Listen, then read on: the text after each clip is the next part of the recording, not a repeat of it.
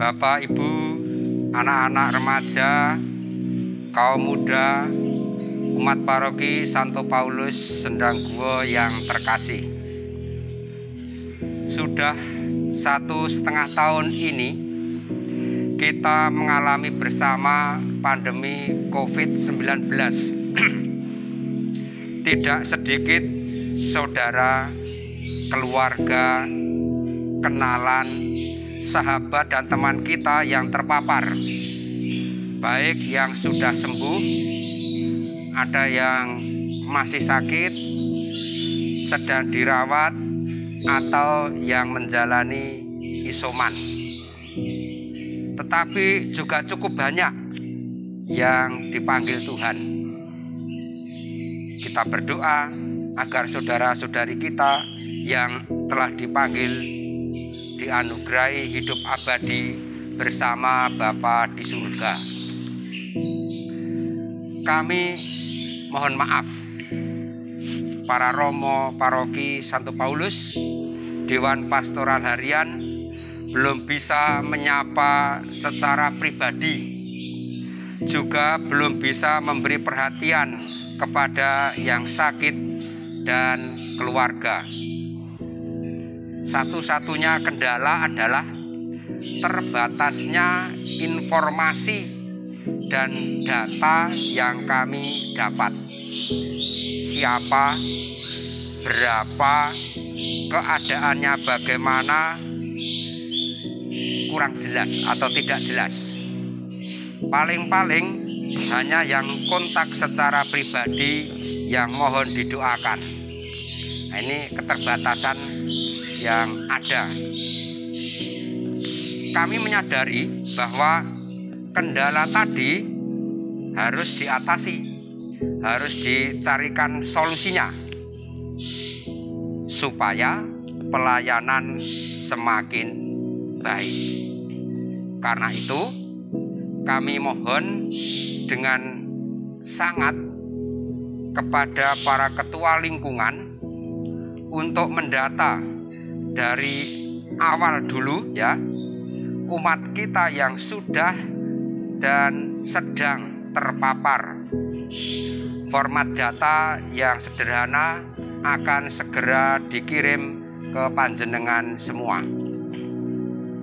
Data itu sangat penting dan membantu kami Dewan Pastoral Harian untuk menentukan apa yang bisa kita lakukan saat ini, bukan hanya untuk saudara-saudari yang sedang sakit, tetapi juga situasi pada umumnya paroki kita.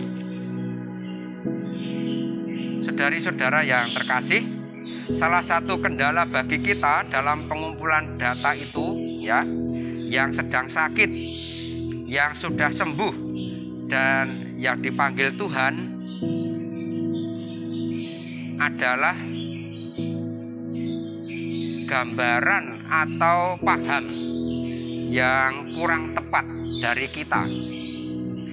Banyak yang tidak ingin keadaannya diketahui orang lain dengan alasan masing-masing. Banyak alasannya. Padahal pandemi ini bukanlah sakit yang memalukan, bukanlah suatu aib bila sampai terpapar virus ini. Bukan itu ya. Justru sebaliknya, kalau diketahui akan banyak orang membantu. Misalnya yang di masyarakat ada istilah jogo tonggo, bisa kita terapkan sekarang jogo lingkungan ya. Idenya sama seperti jogo tonggo, tetapi untuk kalangan kita lalu jogo lingkungan. Nah,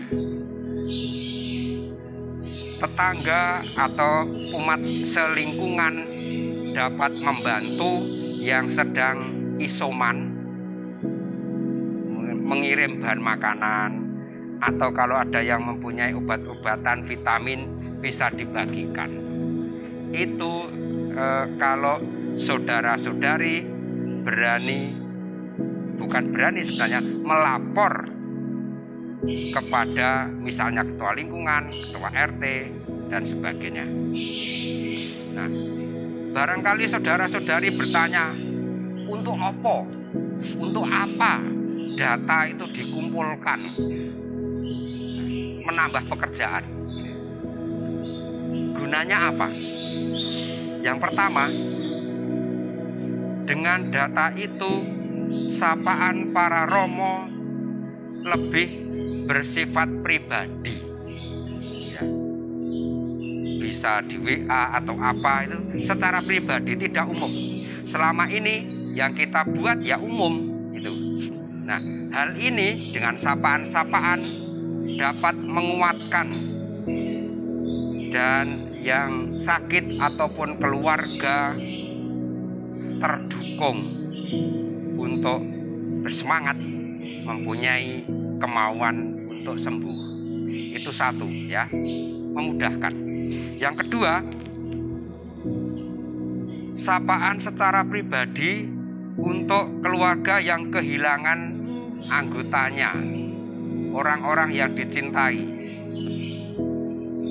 Ada banyak umat kita yang tidak diketahui setidak-tidaknya oleh romo paroki bahwa saudara kita telah dipanggil Tuhan karena COVID. Nah, kalau lapor waktu sakit dan sebagainya, lalu bisa didoakan. Meskipun cara mendoakannya, mohon maaf ya, secara online, tetapi sama saja kita mendoakan ya. Yang ketiga, bila ada umat lain membutuhkan ini donor plasma, akan lebih mudah mencari, menghubungi. Oh, saudara A pernah kena dan sekarang sudah sehat, sudah bisa donor. Nah, membantu banyak. Yang keempat, bila ada yang membutuhkan bantuan jaga lingkungan tadi, bisa segera diwujudkan dan tidak saling menunggu. Itu gunanya data. Nah, pada tingkat paroki, aksi sosial bisa kita lanjutkan. Sudah sering kita mengadakan aksi sosial. Nah, aksi sosial ini kita alokasikan untuk penanganan COVID-19 secara khusus. Kalau ada yang memerlukan vitamin ya bisa dibelikan dari dana-dana yang panjenengan kumpulkan. Nah, sangat baik misalnya berkaitan dengan data dan jaga lingkungan tadi. Umat yang ada di Pelamongan Indah sudah mulai mewujudkan. Nah, tapi karena memang kecil ya. Nah, untuk paroki Sendangko bisa. Saudari-saudara yang terkasih, saya akan mengulang singkat apa yang saya sampaikan tadi. Yang pertama, tidak usah malu bila terpapar, segera lapor ke RT atau ketua lingkungan supaya bisa dibantu. Satu, yang kedua, jaga lingkungan. Saya menggantinya itu ya. Aksi sosial bisa makin ditingkatkan sebagai bentuk kepedulian kita terhadap mereka yang terpapar dan keluarganya. Yang ketiga, data mereka yang terpapar, yang sudah meninggal, yang sedang sakit, yang sedang dirawat, yang isoman, yang sudah sembuh,